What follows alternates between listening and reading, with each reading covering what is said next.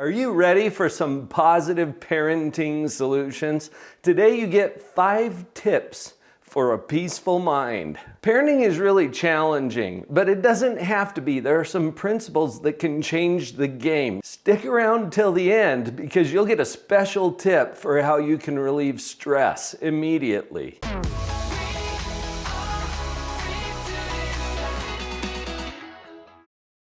Here's your first tip.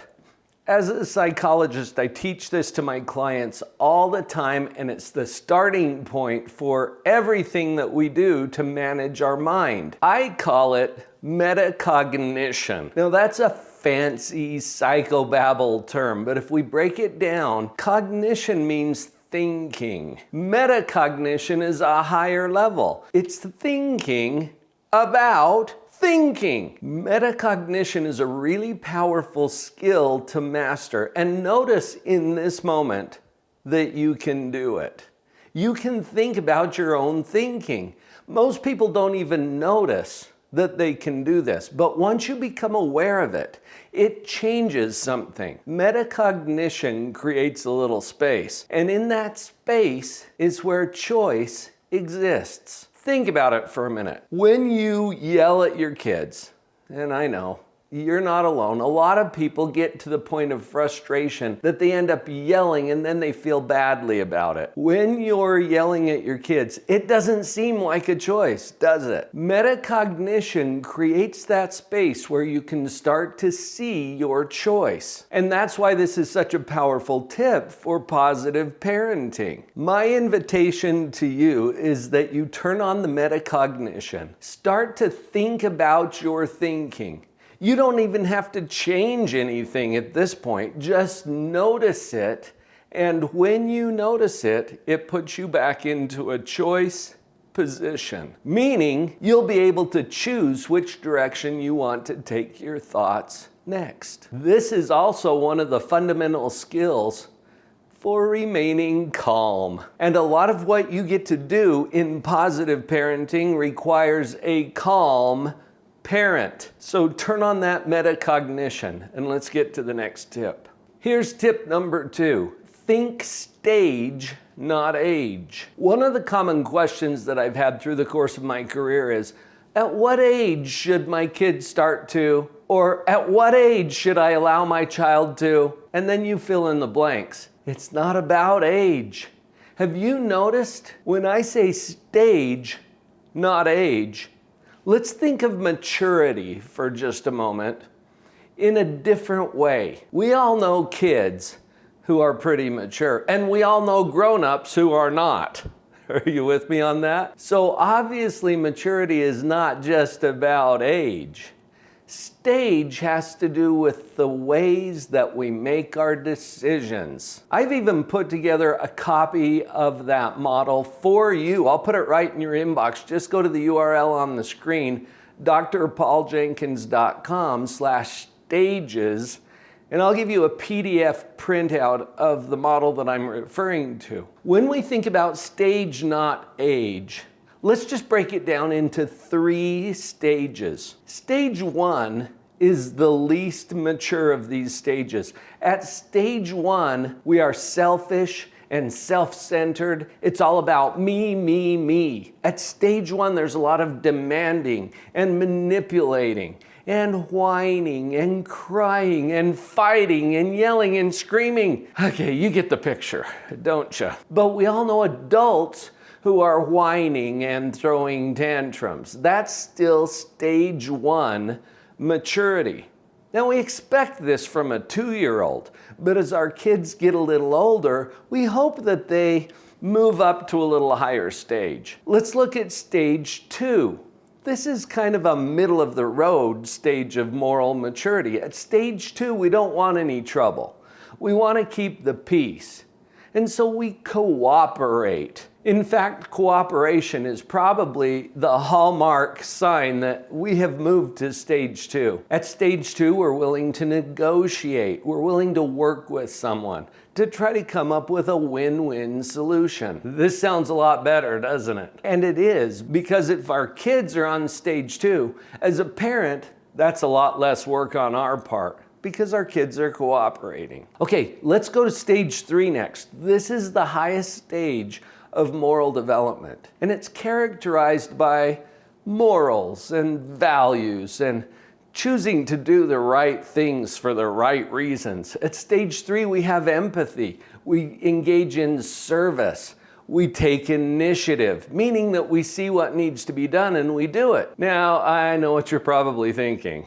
You don't know my kids, Dr. Paul. Well, stage 3 is less common for young children, but it's less common for some adults too. That's why I want you to think stage, not age. When we start to think this way as a parent, we know how we can approach our kids in the most productive ways, consistent with their stage, not age. Now remember, you can get a copy of the model that I'm referring to here. Just go to drpauljenkins.com/stages, and I'll put that right in your inbox. Before we get to that next tip, would you just take a moment to subscribe to the channel? And if you can think of another parent that would appreciate this, send them a link to this video. Now for the next tip, a lot of parents are wondering, how can I stay calm when my kids are constantly pushing my buttons? So here's what I would encourage you to remember.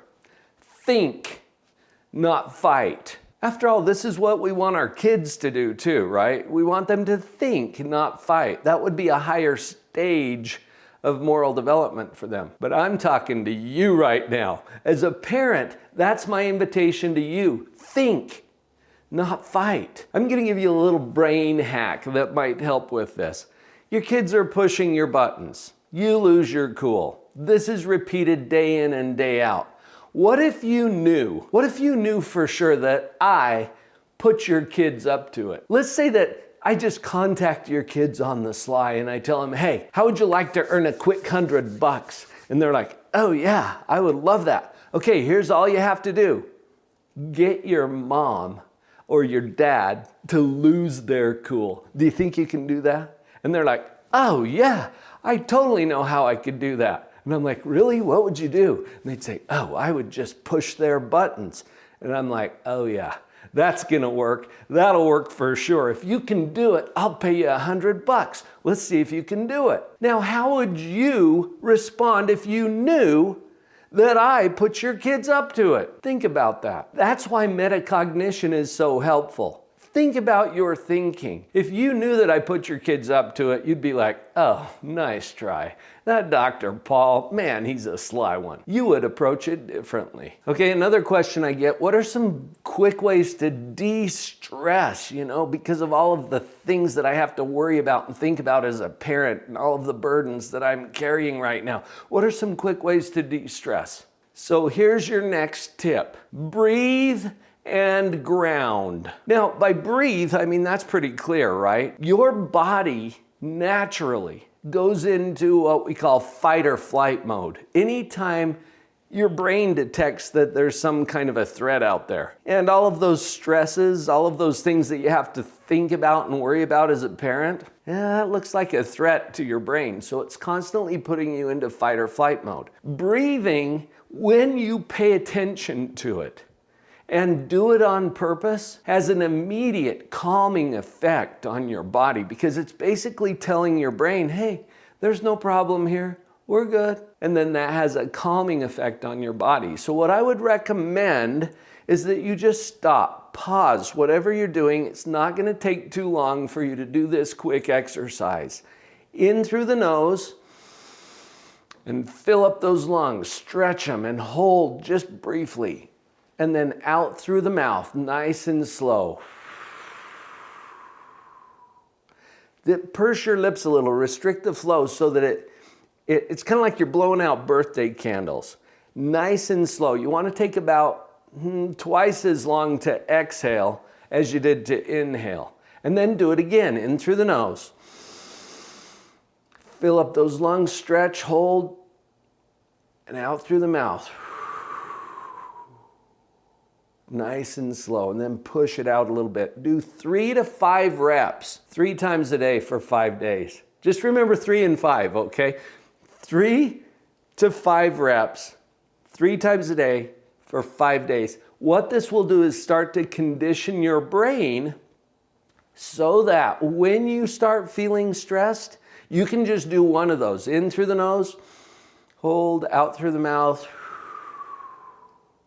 And if you've practiced a little bit, that will have an immediate calming effect. Now I said breathe and ground. Ground is very literally the ground. Ideally, if you live in a place where you can get outside, and even without your shoes on, just put your feet on the ground for a minute or two. This has a calming effect.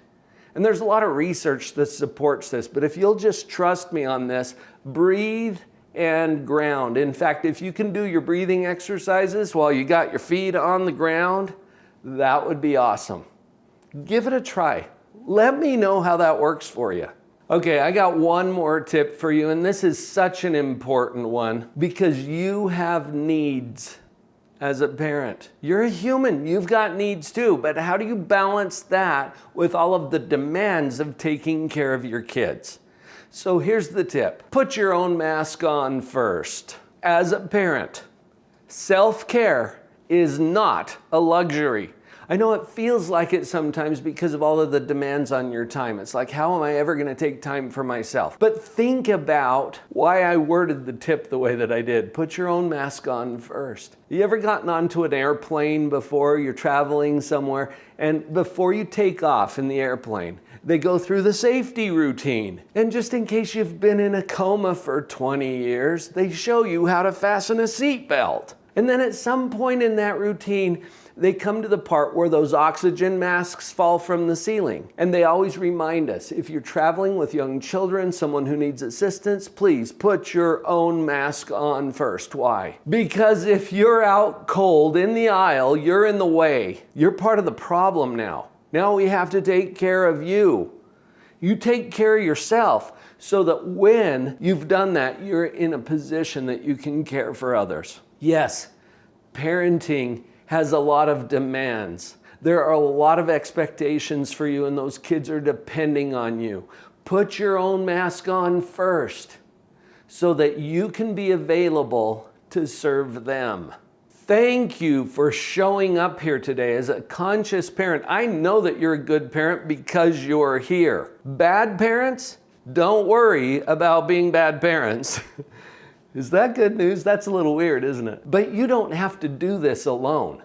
I have put together a free masterclass for you.